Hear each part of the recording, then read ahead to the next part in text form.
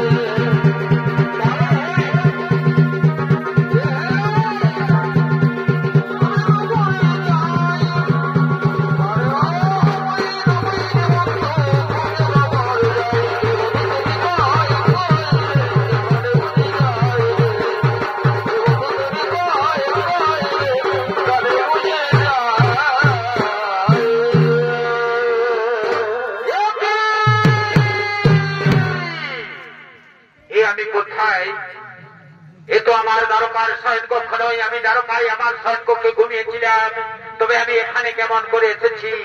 কে বা কারা আমাকে এখানে নিয়ে এসেছে আমি তো কিছু খেয়াল করতে পারছি না। এই সুন্দর রাজপ্রাসাদে আমি কাউকে দেখতেও পাচ্ছি না। যেমন করেই হোক এই সুন্দর রাজপ্রাসাদ থেকে আমি গোপনে পালিয়ে চলে যাব দ্বারকায়। যাই যাই আমি দ্বারকায়। কার গায়ে স্পর্শ লাগলো মোর গায়ে? কি তোমরা কারা রমণীগণ? তোমরা মানবী না দানবী না পিশাচী? কি বা উদ্দেশ্যে এখানে মরে এনেছো? তোমাদের আসল পরিচয় আমায় খুলে বলো, নতুবা আমি তোমাদেরকে কাউকে রেহাই দেব না।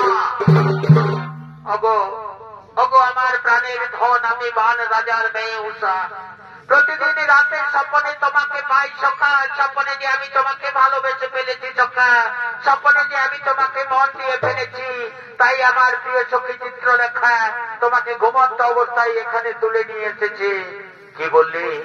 কি বললে নামটা তুমি উষা? তবে কি তুমি সেই উষা যাকে আমি শয়নে স্বপ্নে নিশি জাগরণে দেখতে পাই? হ্যাঁ গো, আমি তোমার সেই প্রাণের প্রিয় উষা। এসো না সখা, আমার হৃদয় মন্দিরে এসে আমার প্রেমের অগ্নি জ্বালা নিবারণ করো।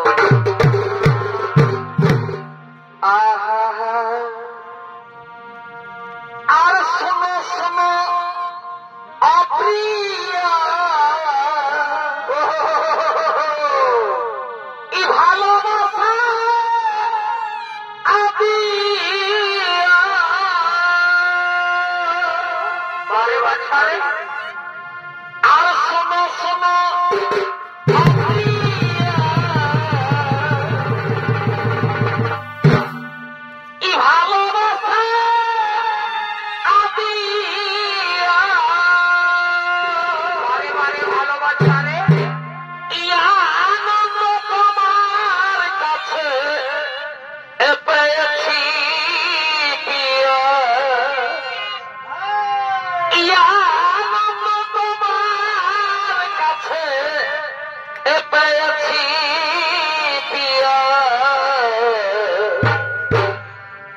যে তোমার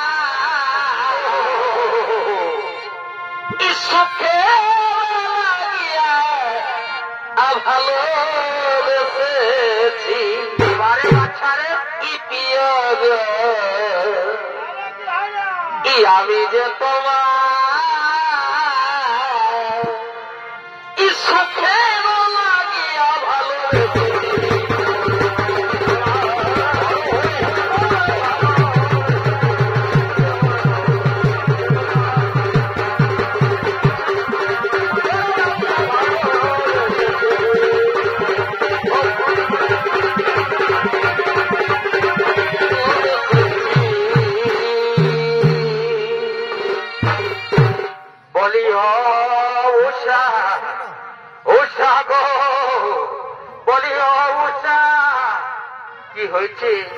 কি হয়েছে দাসী এভাবে কান ফাটা চিৎকার করে করে উৎসাগো উৎসাগো বলে কেন ডাকছো দাসী বলো না কি হয়েছে তোমার আমি তো কালা নয় আমি শুনতে পাই বলি হয়েছে বাচ্চা তুমি অন্তঃপুরে যার সাথে প্রেমের খেলা খেলছো বলি সেই পুরুষ ব্যক্তিটা কে গো বলি ওকে নিয়ে এত মাতামাতি কিসের গো দাসী রে তোমার বয়স হয়েছে বলে তোমার বিব্রতি ধরেছে তুমি কি জানো না আমার অন্তঃপুরে আসার জন্য বাইরে কতজন প্রহরী রয়েছে তাদেরকে অতিক্রম করে কেমন করে এখানে পুরুষ ব্যক্তি আসবে বলি না বাচ্চা আমার বয়স হয়েছে বলে কি আমি চোখে কম দেখতে পাই আমি সব কিছুই দেখেছি বাচ্চা দাসী রে তুমি যখন সবকিছু দেখেই ফেলেছো তখন এ কথা আর বাইরে কাউকে বলো না দাসী নতুবা লজ্জায় ঘৃণায় ক্ষোভে দুঃখে আমি এই কলঙ্কিত জীবনে বাইরে মুখ দেখাবো কেমন করে দোহাই দোহাই তোমার পায়ে পড়ি দাসী এ কথা বাইরে কাউকে বলো না বলি না বাচ্চা এ হতে পারে না বাচ্চা আমি যখন সবকিছু জানতেই পেরেছি তখন এ কথা মহারাজকে জানাতেই হবে নইলে মহারাজ আমার গর্দন নেবে বলি ও মহারাজ মহারাজ ও মহারাজ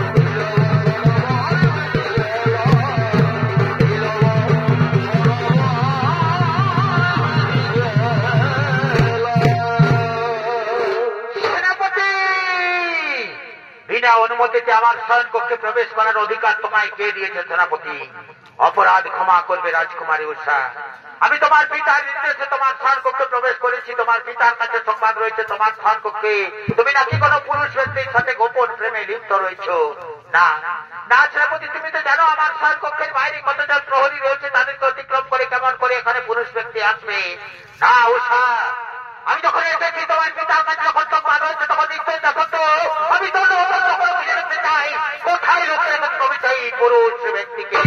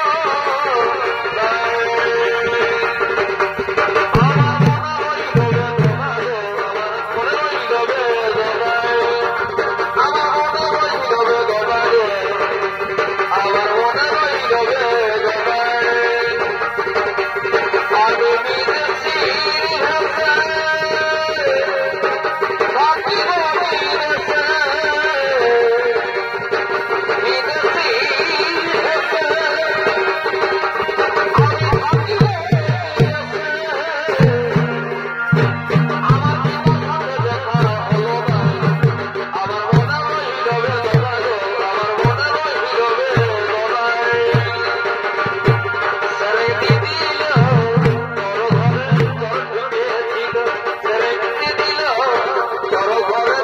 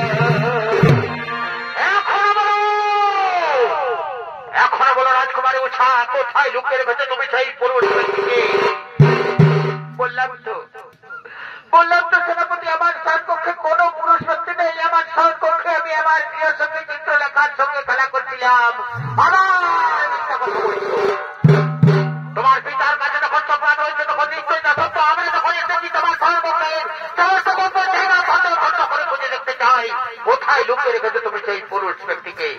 না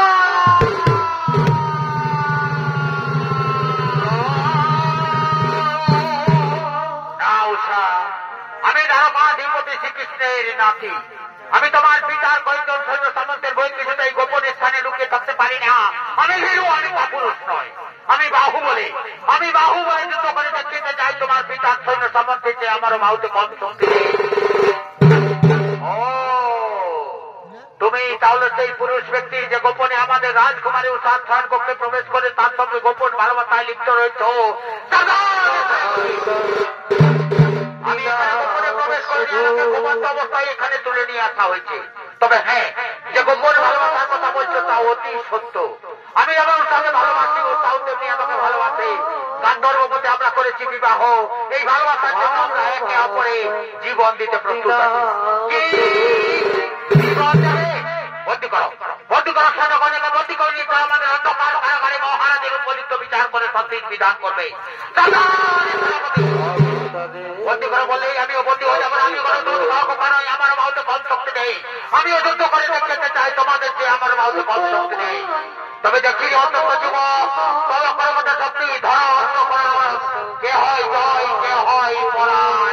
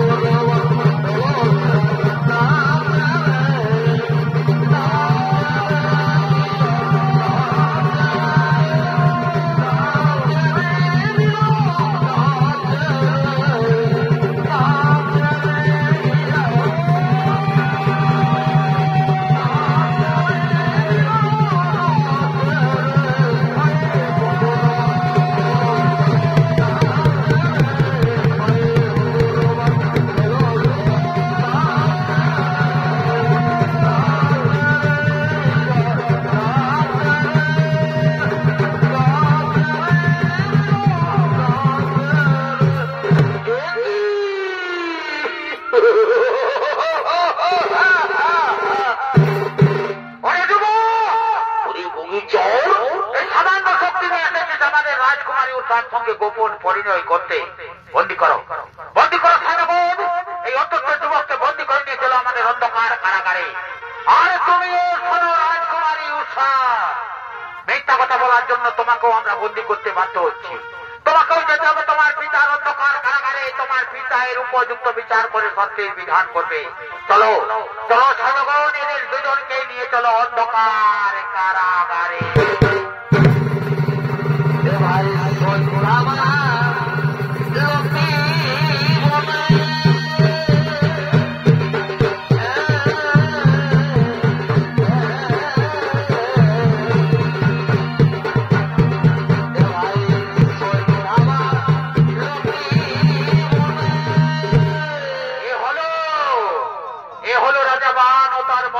সেনাপতি সৈন্যগণ এরা চলেছেন এদের বিচার সভায়, এরা যাকে অন্ধকার কারাগারে বন্দী করে রেখেছে সেই কামে পুত্র অনিরুদ্ধের বিচারের জন্য।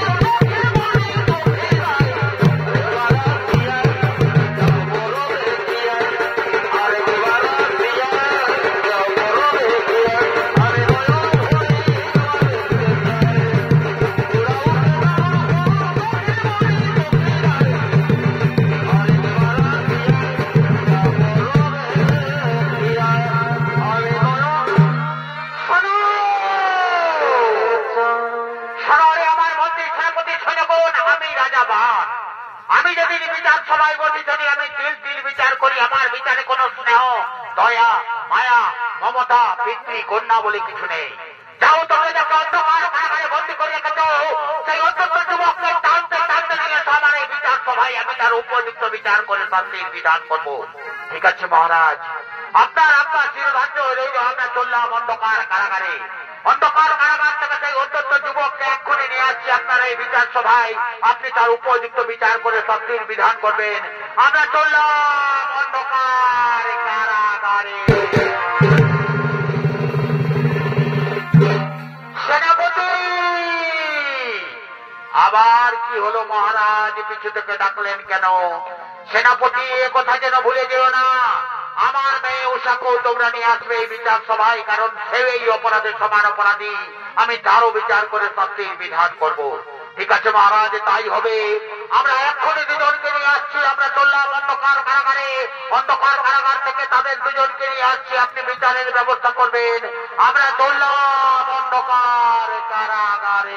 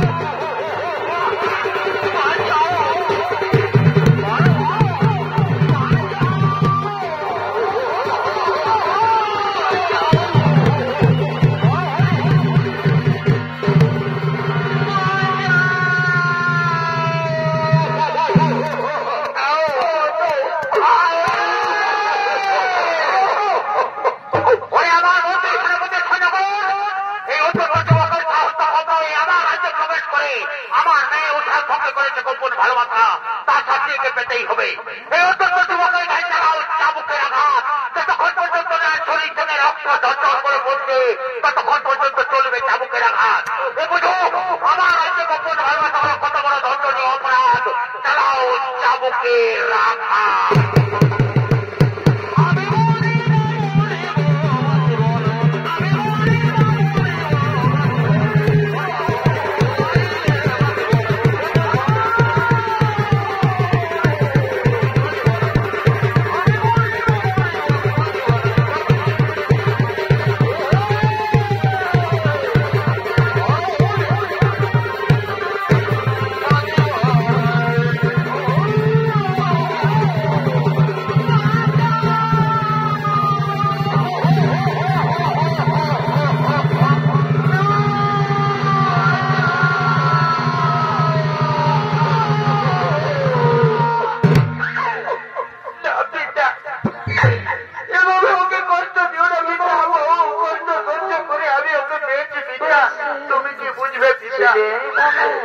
নারীর অন্তরের ব্যথা, নারীর জীবনের ইহকাল পরকাল তার স্বামী চিন্তা। স্বামী বিহনে নারীর জীবন অন্ধকার চিন্তা। আমি ওকে নিয়ে অন্য কোথাও চলে যাব পিতা। চাই না আমার এই রাজ্য সুখ, চাই না আমার এই ধন সম্পত্তি পিতা। ওকে তুমি ছেড়ে দাও পিতা, আমি ওকে নিয়ে গাছতলায় দিন কাটাবো। সেনাপতি, আমি তো প্রথমেই বলেছি সেনাপতি, আমি রাজা বাহন, আমার বিচারে কোনো স্নেহ, দয়া, মায়া, মমতা, পিতৃ, কন্যা বলে কিছু নেই। যারা দুজনকে চাবুকের আঘাত, যতক্ষণ পর্যন্ত তার শরীর থেকে রক্ত ঝরঝর করে পড়ছে, ততক্ষণ পর্যন্ত চলবে চাবুকের আঘাত। এরা বুঝো, আমার রাজ্যে গোপন ভালোবাসা করা কত বড় দণ্ডনীয় অপরাধ। চালাও চাবুকের আঘাত।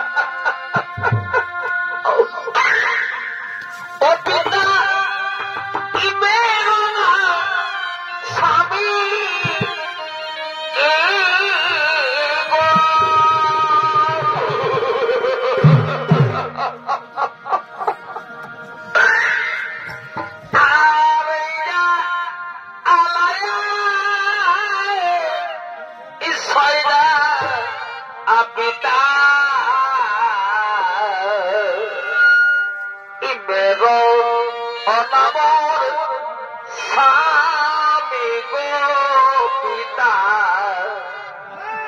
বেরো নামর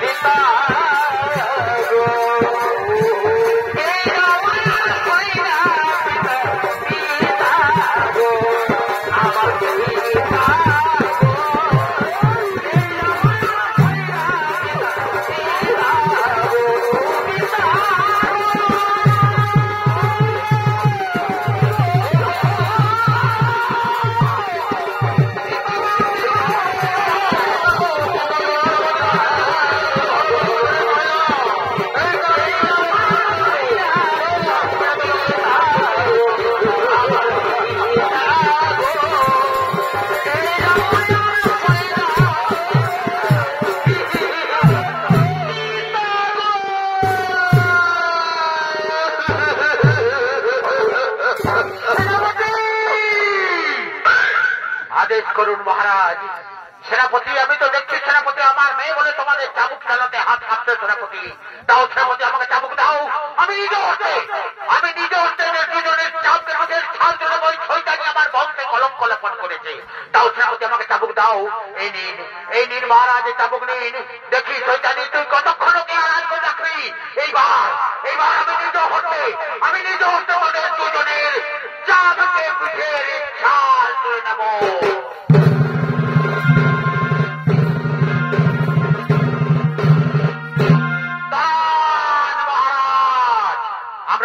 আপনিও তো ব্যস্ত হবেন না মহারাজ, আপনি শুধু আদেশ করুন। তারপর যখন আমাদের সাথে মানুষ কেন কাকপক্ষী আর কোনোদিন গোপনে ভালোবাসা করার সাহস পাবে না। যতক্ষণ পর্যন্ত এদের শরীরে জীবন থাকবে ততক্ষণ পর্যন্ত চলবে চাবুকের রাখা।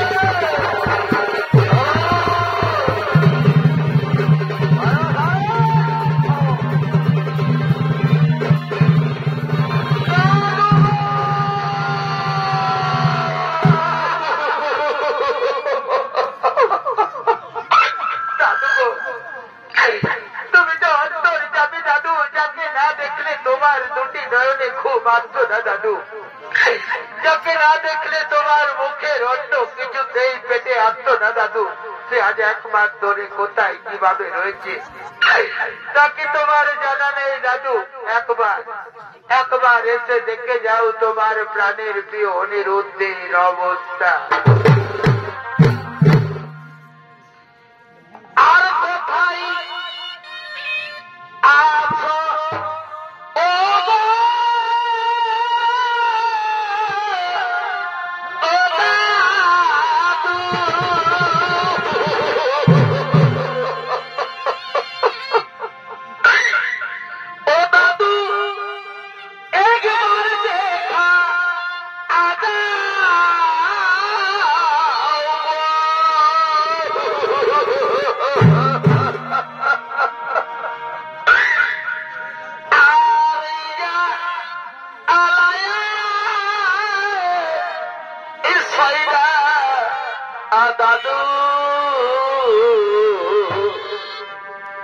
পরা আনবা আচাও দাদু গো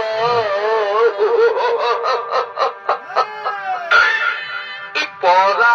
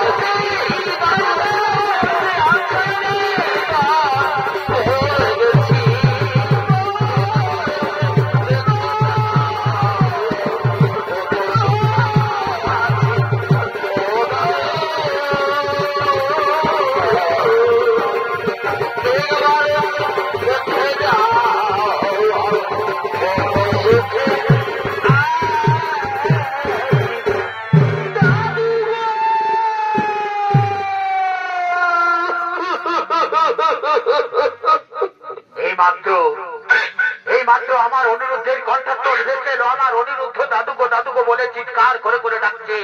আমি তো এসে গেছি মহান রাজার রাজ্যে, যেমন করে হোক আমার প্রাণের প্রিয় অনিরুদ্ধকে উদ্ধার করে নিয়ে আসতে হবে।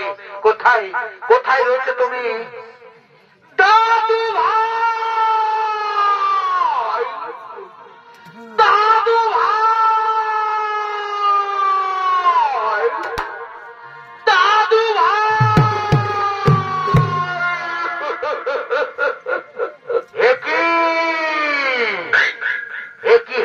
দাদু ভাই তোমার মিষ্টি মুখ এত মলিনি কেন দাদু ভাই? কি তোমার সর্বাঙ্গ থেকে রুদির জর্জর করে পড়ছে কেন দাদু ভাই? ওঠো ওঠো দাদু ভাই, আমার কোলে এসো। তোমার শরীরের সমস্ত রক্ত মুছে দিয়ে তোমাকে নিয়ে যাবো দ্বারকায়। এসো আমার কোলে এসো। ইচ্ছা করলে ওকে তুমি এখান থেকে নিয়ে যেতে পারবে না। ও যে জঘন্য অপরাধ করেছে, সেই অপরাধের শাস্তি ওকে পেতেই হবে। ও আমার রাজ্যে প্রবেশ করে আমার মেয়ে উতার সঙ্গে করেছে গোপন ভালোবাসা, তার শাস্তি ওকে পেতেই হবে। ওকে যদি এখান থেকে নিয়ে যেতে হয় তাহলে আমার সঙ্গে করতে হবে যুদ্ধ। যুদ্ধে যদি আমি পরাজিত হই তবেই ওকে এখান থেকে নিয়ে যাবে, নতুবা সারা জীবন আমার অন্ধকার কারাগারে পড়ে মরবে। তুমি যার নজওয়ান কার সামনে দাঁড়িয়ে তুমি যুদ্ধের ঘোষণা করেছো, যার নামে স্বর্গ মর্ত পাতাল তিনপুর কাঁপে, তার সঙ্গে তুমি যুদ্ধের ঘোষণা করেছো। হ্যাঁ, এতদিনে উপযুক্ত যোদ্ধার কাছে হবে মরণ। যুদ্ধ করি মনে রাজ করিব, যাবো যাবো না জবান তোমার যাবো। দেখি কে হয় জয়, কে হয় পরাজয়।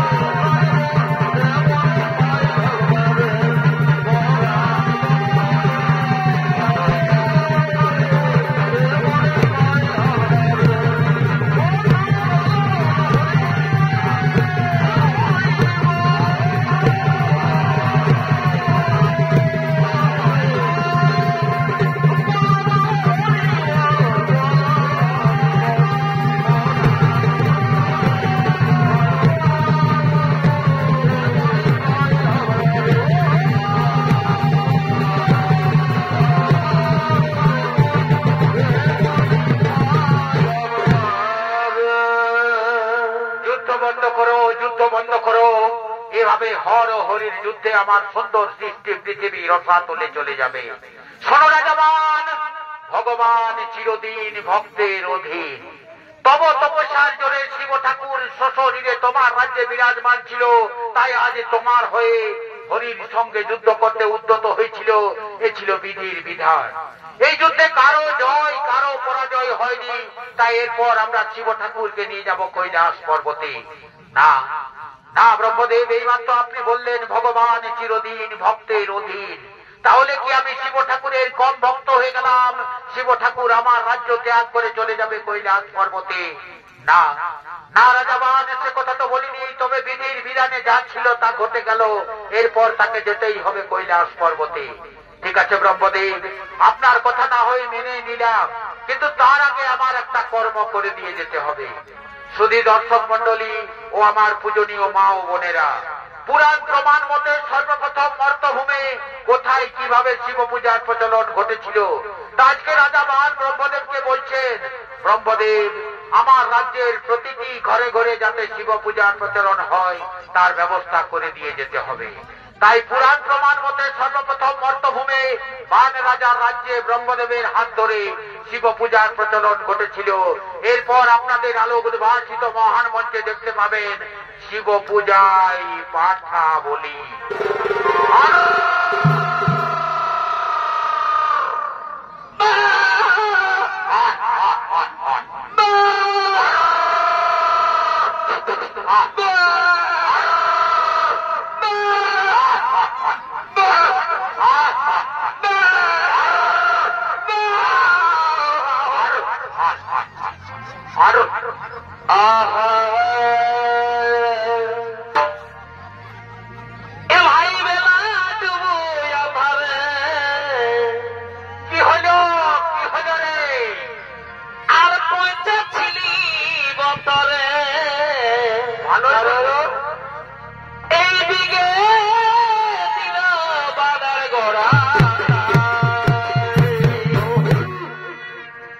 ইবেহানের ই পাঠা ছাগলটাই, ইবেহানের ই পাঠা ছাগলটাই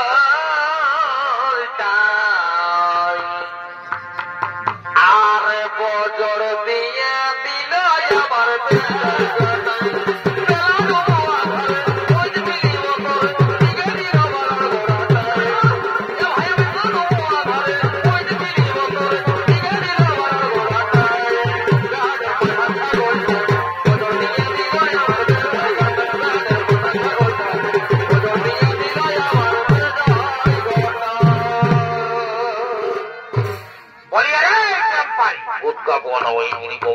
কি হইল রে ভাই ফুটানি?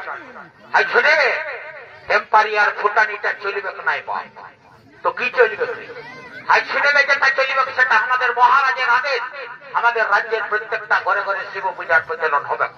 তো আমিও শিব পূজা করি করে শালা তুই শিব পূজা করবি? আরে তুই তো বললি আমাদের রাজ্যের প্রত্যেকটা ঘরে ঘরে শিব পূজার প্রচলন।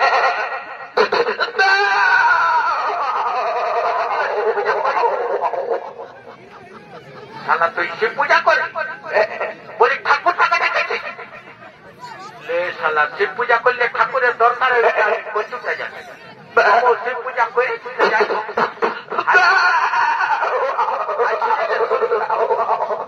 শুনে রে, এদিকে শোন, বলছি কি ঠাকুরের ঘরটা তুই দেখেছিস? আরে এই তো সেদিন আমি এই দেখতে যাইছিলি, কালী পূজা বাইরে গেল তো আমি এই দেখতে যাইছি। অত শুনেলে শোনা ভাই আমার, 2 লক্ষ সঙ্গে যাবো, চট করে ঠাকুরটাকে ডাকে নিয়ে আসো, পট করে শিব পূজাটা করে আর চট করে বলবো। অত ঠিকই বলেছি, তোকে ঠাকুরের ঘর নিয়ে যাবো। বলি ও ঠাকুর মশাই, বাঁচলি রে বা, তোর সঙ্গে রাস্তা চলা বিপদ। কমিটির মেয়া ছেলে এখন সারা দেশ জুড়ে চলছে মহিলা সমিতি। কোন রকম যদি কোন মহিলার গায়ে মারেছিস ধাক্কা, তো মারে একদম বনাই দিবে চিরা চপটা চপটা। এদিকে শোন, তোর দ্বারাই কিচ্ছু হবে নাই, সজো রাস্তাটাই যাবো। পুলিয়ে দাঁড়িয়ে লোকজন পাবই, কাকেও না কাকেও সুজাবো ঠাকুরের ঘর ঘরটা, চট করে ঠাকুরটাকে ডাকে নিয়েছে, পট করে শিব পূজাটা করে আর চট করে ঘর চলে যাবো। ঠিকই বলেছি, চপ বলে ও ঠাকুর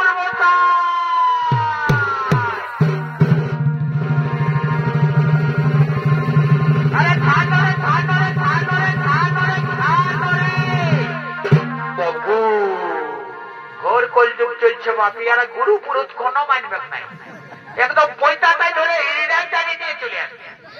আরে পৈতাটা যদি ছিঁড়েছ তো বম্ব পাপড়ে মরে যাবি রে। ও তো রাজ্য কেন ঠাকুর মশাই বলছে কি একটা কথা বলবো না কেন, একটা আর কেন রে, 5টা বল। অত রাখবে নাই না বাবা, কেন রাখবো রে, কি জন্য রাখবে, অত বলবো না, বল রে, বলবো, বল রে, বলবো, কখনো বলবো না, বলবো না, কি বলছিস বল, বলবো না, বলবো না। ও তো রাজ্য কেন বাবা, বলছে কি এদিক, ও তো রাজ্য কেন বলছে কি আমাদের মহারাজের আদেশ, আমাদের রাজ্যের প্রত্যেকটা ঘরে ঘরে শিব পূজা প্রচলন হবে বাবা। তো শিব পূজাটা করে দিবে, আর রাজা ঘরের একটা দর হলে একটা পাঁঠা আছে, পাঁঠাটা চড়াই দিবে, আর বলি হবে তখন মাথাটা নিয়ে ঘর থেকে উজাই যাবে। ও এইটার জন্য বলবো না, বলবো না, জানবো কত ভিতরের কথা বলবে। ও তো আচ্ছা বিপদে পড়ে গেলি রে বাবা। এগো কাকিরা জেঠিরা দিদিরা দাদারা আমাকে যে পানাটায় রাস্তা ডেকে দিল রে বাবা, আচ্ছা বিপদে পড়ে গেলি। ভাবিস না আমি আর জঙ্গল বলেছি না মনে, সবাই মন চোটান চোটান দিব না, এখনই বেশি দেরিও লাগবে না, একটু পরে মাথাটা আমার হাতে চলে আসবে, জানিস তো, ভাবিস না এখন টিকুয়ার টিকিট আসবি না, কেমন আছে ওটা চলে আয়, আমি আয় চলে আয়।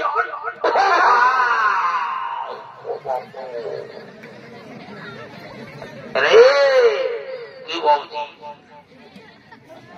সেকেন্ড ডোজটা এখনো বাকি আছে, আমি কালি ফার্স্ট ডোজটা নিয়েছি, তাও আমি সাহস পাই দাঁড়াই আছি, জানিস তো, চলে আয়, আসবি আরো, চলে আয়, চলে আয়, কবে আয়,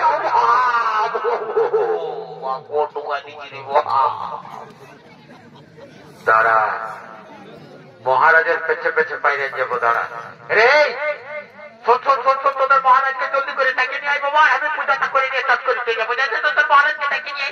ঠাকুর মশাই বসো না বাবা, বসো একটু বসো, বলি ও মহারাজ তাড়াতাড়ি আসুন, তাড়াতাড়ি আসুন, ঠাকুর মশাই এসে গেছেন, তাড়াতাড়ি আসুন। ও বাবা তোরাও শিব পূজা করবে বুঝলি তো, ঠিক আছে ঠিক আছে। রে বল সাল্লাহ, সালা পানাটাই বিপদ করে দিয়েছিল বাবারি।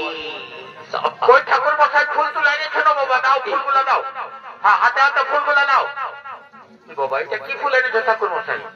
বেল ফুল বসে, বেল ফুল, জলদি করে হাতে হাতে দাও, আর আমি যে মন্ত্রটা বলবো সেই মন্ত্রটা একসাথে সবাই মিলে বলবো বাবা। হয়তো ঠিকই আছে, ঠিকই আছে, বলো মহাদেব মহাদেব মহাপ্রাণ মহাদেব মহাদেবী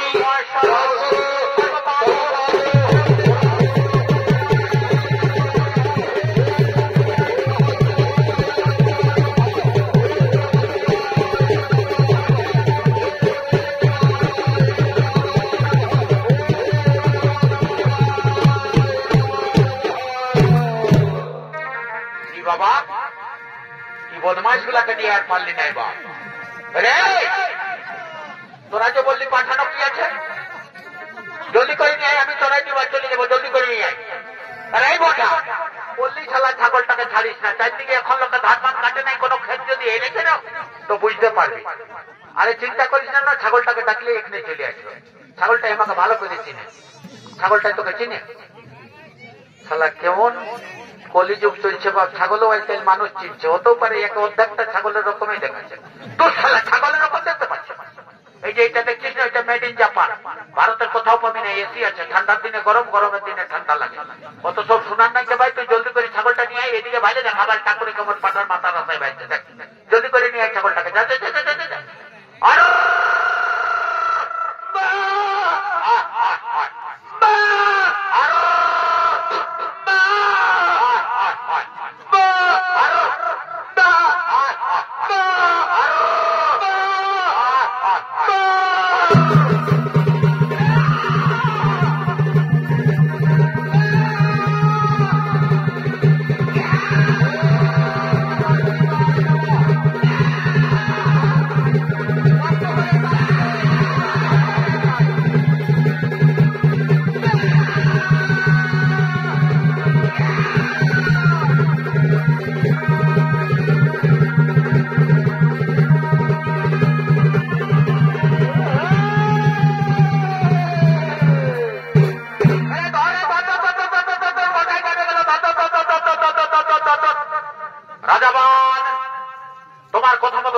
রাজ্যের প্রতিটি ঘরে ঘরে শিব পূজার প্রচলন তো আমি করে দিলাম।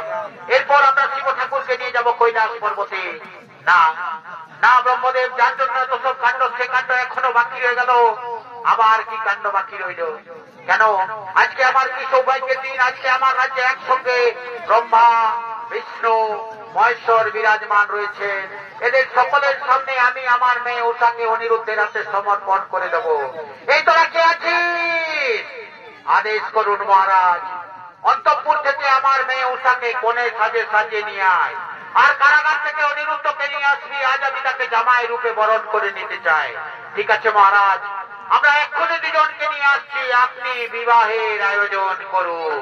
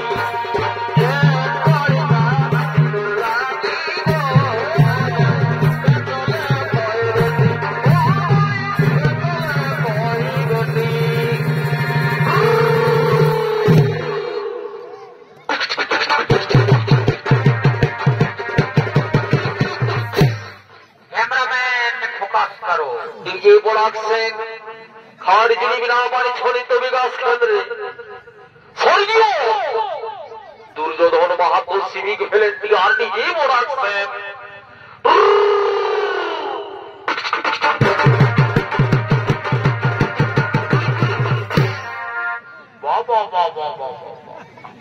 জামাইকে কাঁধে নিয়ে দারুণ ডিজেটা দিয়ে দিলি রে। আস্তে আস্তে নিয়ে যাবি, ফেলাইস না, আস্তে আস্তে নিয়ে যাবি।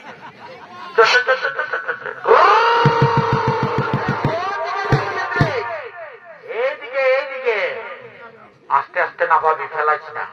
বের একটা ধরল নাই বাপ, আর জামাইকে মারে মারে নো মাইরি বাপের কিরা বলে দিচ্ছি। আর মার গুলা একদম এই গুড়া বোনায় নিয়েছে, এত ভারী লাগছে সমাজ তুলসী সার মতন রে বাপ, কামনা জানিবে ধরে যাবে মাইরি বাপের কিরা বলে দিচ্ছি রে বাপ।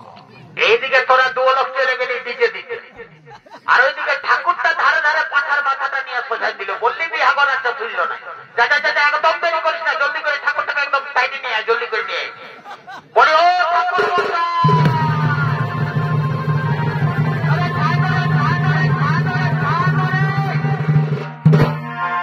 কোথা নিয়ে আলি রে? তোরা যে বললি বিহা কর নকলি আছে, তো এইটা কইনাটা বলে ঠাকুর মশাই তোমার নজরটা বড় খারাপ। এইদিকে ভালো দেখো, এইদিকে কইনাটা আছে। ও আচ্ছা আচ্ছা, এটা তাহলে লোকদিনটা বটে নাকি রে? কি বাবা রে, তো বলছি কি বরাইলো কি বাবা, এত ডিজে বাজিল আর বলছে বরাইলো। বলে বরকে যে দেখছি না, দেখছো না, এই তো বসে আছে। এ বাবা, এই যে বিয়া করবে শালা লাজো না, এলো যাও না, পরের পিড়াতে ঢুকে দিয়েছি দেখো।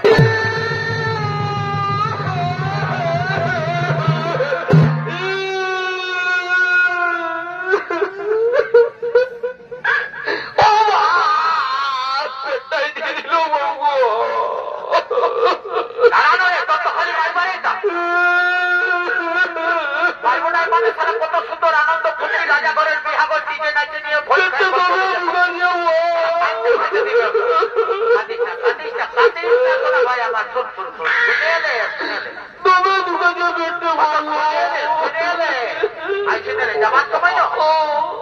বসিলে তোকে একটা লম্বা দেখে চকলেট কিনে দেবো।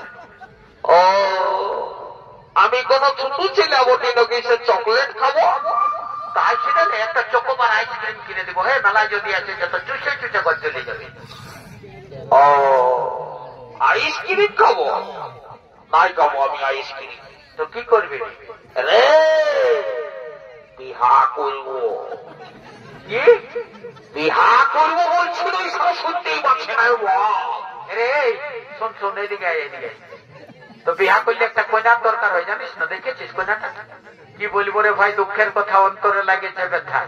জানিস না, আমি যখন বর বাবুকে নিয়ে কাঁদটাই করে আসতেছিলি তখন দেখেছিস কন্যাটার সঙ্গে একটা লোক দিন এসেছে, তোমার ঝিলির মিলি ঝিলির শাড়ি পরে, ঝিলির মিলি ঝিলির শাড়ি ঝিলিক মারে গেল, গেল তো গেল, সাথে ছুরি চালাচ্ছিল। তোদের দ্বারাই তো কিছু হবে নাই বাপ। তোদের বয়স কিনা 2 লোকের বললো, 1 লোকের 3 কুড়ি পাইরে গেল, 1 লোকের 2 কুড়ি। এখনো একটা কন্যা জোগাড় করতে পারলি নাই। অযাত্রা মহা কথা কাটা যেমন সেটা ঠাকুরটাকে ধরে কোন রকম হয়ে যায় যদি, তো একদম চট লগন পট হইয়া পার করে দেবো। বলে ও ঠাকুর বসা